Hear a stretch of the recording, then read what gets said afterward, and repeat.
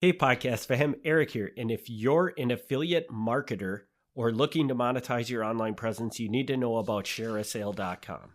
ShareASale is not just an affiliate network. It's your gateway to a world of opportunities. With thousands of high-paying affiliate programs across various niches, ShareASale connects you with top brands ready to collaborate with content creators like you. Imagine earning commissions for simply sharing products you love. Whether you're into fashion, tech, or lifestyle, ShareASale has got a partnership waiting for you. Ready to turn your passion into profits? Head over to krmpodz.com/ShareASale and sign up today. It's free, it's easy, and it's your ticket to unlocking a new revenue stream.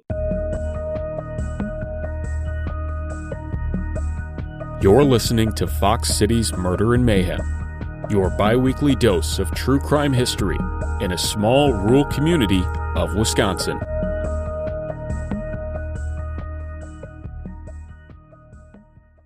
Hey everybody, welcome back to another episode of Fox City's Murder and Mayhem. I'm Eric. I'm Gavin. Gavin, we're back again. Yeah. And are we going? Where are we going to? We're going north. Now I'm really tempted to do my low voice, but I'm not going to do that. Yeah. He just did it. Peer pressure got him and he did it. People don't know, but we do sound check before we record it. So sometimes I mess with my voice a little bit. No, I'm pretty confident we haven't done this. I've kind of lost track. We've done so many at this point that sometimes I forget. Okay, but pretty sure we haven't. Well, if we did do it, we get to find out maybe if you learned something new this time when you researched it. Well, that's the thing. I mean, I researched it, and I didn't remember having researched it, so it's got to be new, right? I hope so. I would think if I don't remember it, it's probably new, because I've listened to every episode at least 3 times. So okay. So do you remember us doing an episode on the Peshtigo fire? I think we've talked about it, but I don't think we've ever done a story on the Peshtigo fire. Okay, because I don't think we did, but it feels like we should have done it by now. Yeah, that's weird that we didn't. But I feel like we had a recent conversation where you said we were going to do a story on it. Maybe. Well, I've got another story that takes place in Marinette, and I figured if I'm going to do that, I want to get the Peshtigo fire out of the way because it's kind of a big deal. Yeah. Really not talked about too. Like it's shocking how little I know about the Peshtigo fire. That's what I thought. That's what I thought when I started looking into this. So anyway, well, let's just go for it. Let's go for it. If we did it already, we're sorry. Yeah. Oops. Sorry. Well, it's a do-over then, but I don't know. So okay. So in my notes, I write the Peshtigo fire wasn't something that I wanted to cover on this podcast. Now, if I did, well, then I've also forgotten. But to me, like, the Peshtigo fire is always sort of like this thing that I find annoying. And then it's because, like, somebody would be like, oh, you know what? On the same day as the Great Chicago Fire, there was also a fire in Peshtigo. And it was so much worse. But nobody talks about that. And it's like, that's become the thing that you say now. So it's like nobody talking about it is how you talk about it. And so I'm like, well, I don't want to do that same story. But, I don't know that people do actually know the story. Maybe they know that Peshtigo fire happened on the same day as the Great Chicago Fire. I didn't even know that much. Okay. I just knew that there was a Peshtigo fire. Okay. They happened on the same day. And the Peshtigo fire was worse.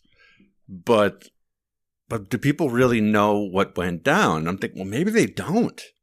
I have no idea, so. Okay. So we're going way back to 1871.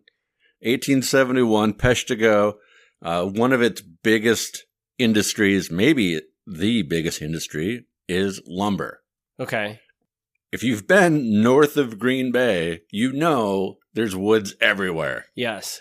And so there's oak, maple, beech, ash, elm, cedar, spruce, pine, birch. There is all the wood you could ever want up north. And so Peshtigo took advantage of that. Homes, barns, buildings in town.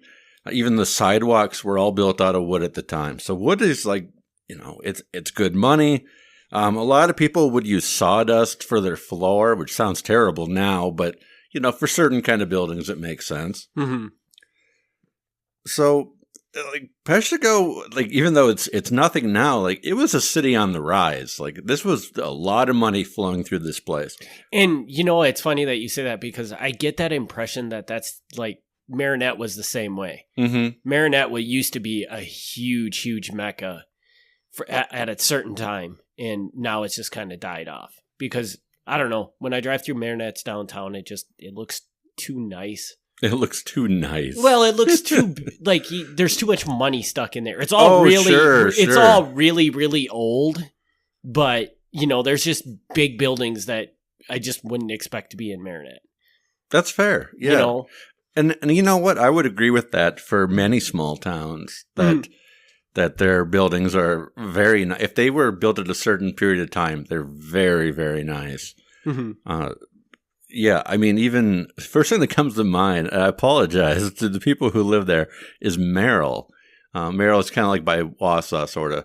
Merrill is beautiful, like just elaborately built downtown. But it's not really much of anything. Yeah, and everything's old and yeah. And there's just lots of cities like that. And I'm like, so this used to be something, and now it's just kind of fizzled out, and all that's left is basically the remains of it. Tomahawk too. Yeah. I'm going to single out all the up north. All the up north towns, you're just naming them all off because. All right. So in the summer of 1871, there was a really terrible drought. It hit northeastern Wisconsin, it hit the Upper Peninsula. In fact, it hit most of the Midwest. It was pretty bad. But even though there was a drought, farming at the time had this weird practice. I shouldn't say weird, because it worked. But they had a practice called slash and burn. And this was at the end of the season. You would kind of chop down and burn your fields, and that would make them ready for next year. Okay. It makes sense. I mean, we still kind of do that with prairies and stuff. Problem was, this was a very drought year, and they were surrounded by woods. Are you telling me that one of these slash and burns started this whole fire? That may be what I'm telling you. Wow. Yeah, so throughout the fall, little small forest fires were breaking out around the area, partially because of these farming practices. It just, it was a problem. In fact, allegedly, the story goes that some areas were so nervous about the fires that were breaking out that people would even start burying their belongings in case they had to like recover them later. So they would find like underground spots to keep things. I don't know if that's true. That's really bizarre, but I mean that's no different than people hoarding toilet paper during COVID. Yeah, I thought that sounded weird, but that's the story. Fires were breaking out often enough that people were, just used to the smell of smoke and fire in the air. And I was just like, oh, it's that nice, pleasant smell. And so on October 8th, 1871, when it was time to go to bed, nobody thought that smell was weird, and they went to bed. Well, the fire in question was definitely up and running by 8:30 at night. When exactly it started, not sure, but definitely going by 8:30. High winds picked it up by 10 o'clock. The air was no longer fit to breathe. Wow. Later writers would describe it as a firestorm that got up to 2,000 degrees Fahrenheit with winds up to 110 miles an hour, which is ridiculous. Yes. What? How did the winds get up? The winds were just there. The fire didn't cause the wind. So it was just that windy, too. Yeah. Okay. Everything was burning. Houses were burning, and horses were burning. I don't know why they had to specify that, but horses were burning as well. People didn't get out of bed in time, many of them, because it was just going through that fast and that hot. Some people who were able to get out ended up hiding in the Peshtigo River. And that worked. Many of them survived by doing that. Some of them ended up getting hypothermia from doing that, but many of them actually did survive that method, which I guess you're probably not going to burn if you're in a river. Yeah. The next morning, October 9th, 1871, there were at least 1,182 people dead in Peshtigo. Do you have the population of Peshtigo at this time? I will get to that. Okay. Some say the death toll could have been as high as 2,400. There's a wide range there. There's like 1,000-person difference there. Peshtigo was almost obliterated, and the nearby town of Brussels was also taken out pretty severely, with a scorched swath of forest 10 miles wide and 40 miles long. Or, if you want to phrase it the other way, 400 square miles. Wow. Ridiculous, right? The Reverend Peter Pernin, who was there at the time, he wrote how the fire seemed to jump across the Peshtigo River using the bridges and upward air drafts and burn both sides of the town. Other survivors reported that the firestorm generated a fire whirl, which they call it a tornado. Technically not a tornado, but it looks like a tornado but on fire. Wow, okay. That threw rail cars and even houses into the air, which I guess... I can't even really imagine that, but apparently, I mean, they saw it. It's just like blowing fire, basically? It's blowing fire. Again, it's 2,000 degrees and it's 110 miles an hour, so flame is just whipping. Wow, this is insane. I can't even imagine being there when this happens. Like, wow. Yeah. There's one account, and I don't know where this comes from, so I couldn't independently verify this. But one account says that there was a man who slit the throats of his children to spare them from having to burn to death. As soon as he realized that they weren't going to be able to escape, he just slit their throats. The stories don't even give the man's name, so I have no way of really checking this. Mm-hmm. But, I mean, I guess that's possible. Yeah. Oof. So, as I said, on the same day as the Great Chicago Fire, Chicago lost 250 people and had 4 square miles destroyed. Peshtigo lost at least 5 times as many people and 100 times as many square miles. Wow. Other cities in the area also had fires the same day. It was a really bad day for fires. Property damage in Peshtigo was estimated at $5 million. Which would be about $127 million today. In addition to that, 2 million trees burned, which, when your number one business is lumber, losing 2 million trees is not good. That doesn't help you. No. So, yeah, not pleasant. Following the fire, it actually took days for help to arrive. Local areas were there pretty quick. Mm-hmm. But by the time that word of the Peshtigo fire had got down to Madison had already heard about the Chicago fire. So they had already sent people down to They were sending their people down to Chicago. So food, clothing, and other aid were quickly sent out, much of it going to Chicago instead of up to Peshtigo. Stuff that did go up to Peshtigo actually got diverted to Marinette because it was easier to find places to hoard people in Marinette than in Peshtigo at this time. All that was left of Peshtigo were a few buildings and ashes, with all personal items being destroyed. Yeah, Chicago being like the major city, this got this huge headlines, and Peshtigo got very few headlines because nobody knew what it was. Right. It's a big lumber town, but it's still a nothing town. Right. And so, and not to say that the Chicago fire wasn't bad, because it was, but there's clearly, by every conceivable metric. Yeah, they're not even close in scope, right? Yeah. I mean, a man named William Ogden, who was involved in the wood and lumber business in Peshtigo, happened to be a politician and actually lived in Chicago. Strangely enough, right? But even though he lived in Chicago, his business was up in Peshtigo. In And he was absolutely determined to rebuild the town. Mm-hmm. He said, I'm going to get the lumber business back up and running. He says, I'm going to. He could never get it quite back to what it was, but he really, really tried. So the fact that Peshtigo even exists today was a huge part of him. It's probably due a lot to William Ogden, who had the lumber business, wanting to keep it going. Now, was he associated with Peshtigo just because of his business?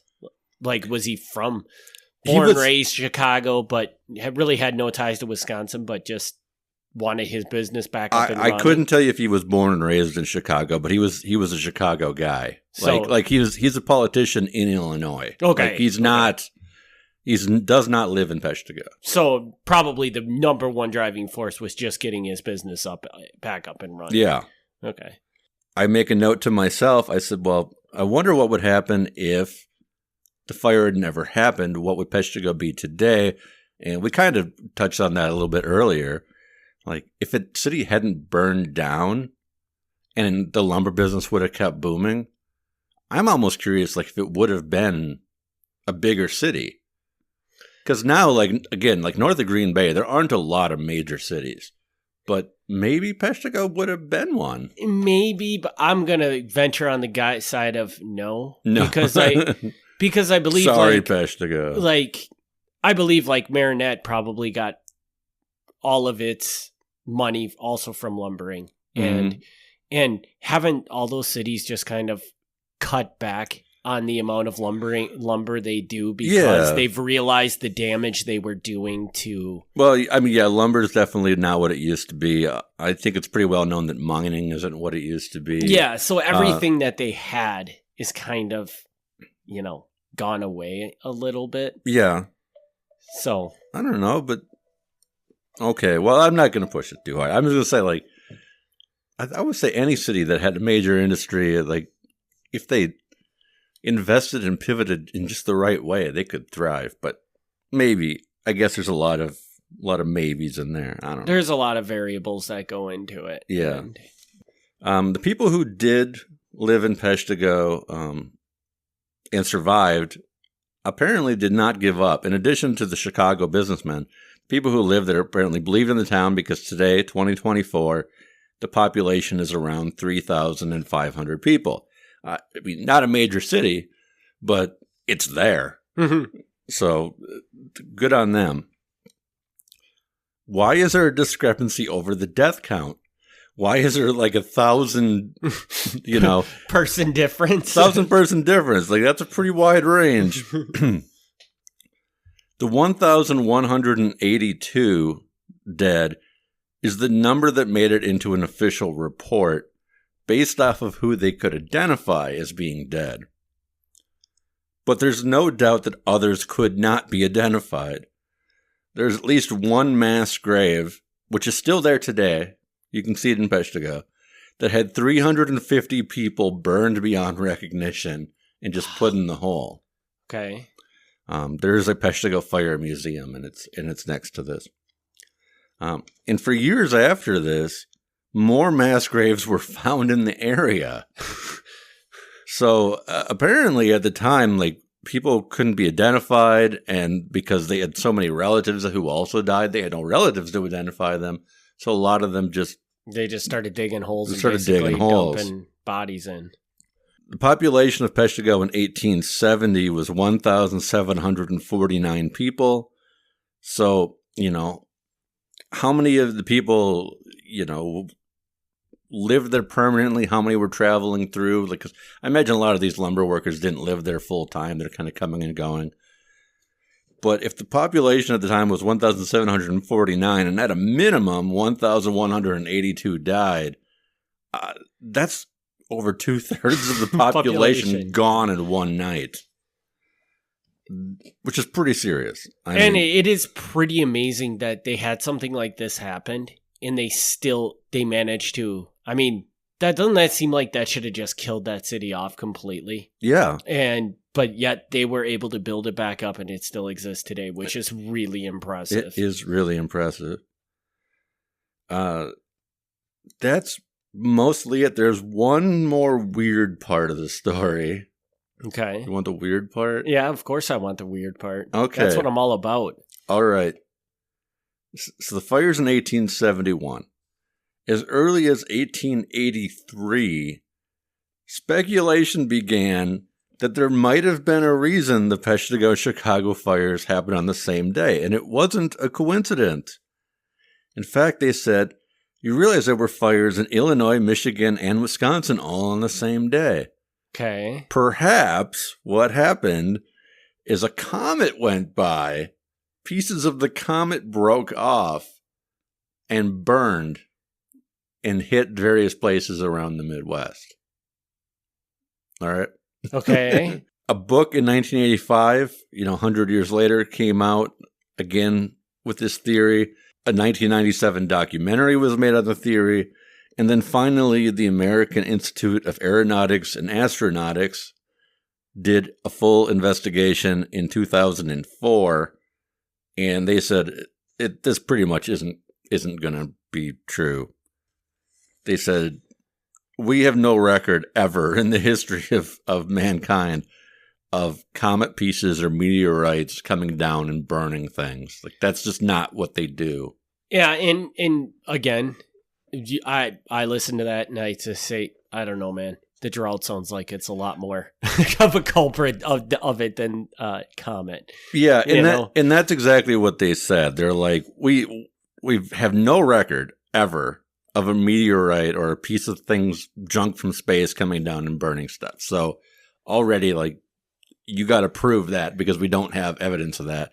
But they're like, yeah, second of all, we know there were droughts, and like that's all you need. Right. When you've got droughts and you've got the fires from the farming and you've got the fires from people with their gas lanterns and oil lamps and stuff like that, like there's fire everywhere. Right. Like it doesn't take that much to say there's going to be fires. Yeah, if you look at me and say, well, there is no commonality between these three places and they all had a fire on the same day. You got some suspicion there. Mm-hmm. But when they're all going through a drought and have a fire on the same day, a lot of that suspicion is negated because you look at it and say, well, it's probably the drought that played a huge role in it. Yeah, exactly. I mean, people like wild and crazy comet stories.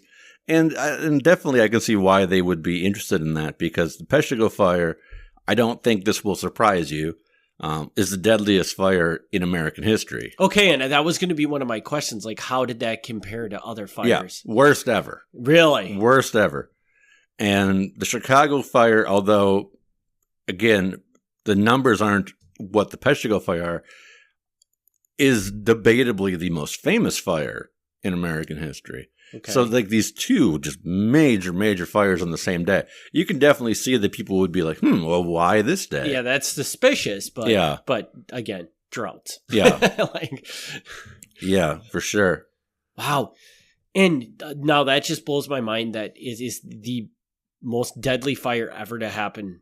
Yes. I don't know, do people out of Wisconsin even know about the Peshtigo fire? I would imagine not.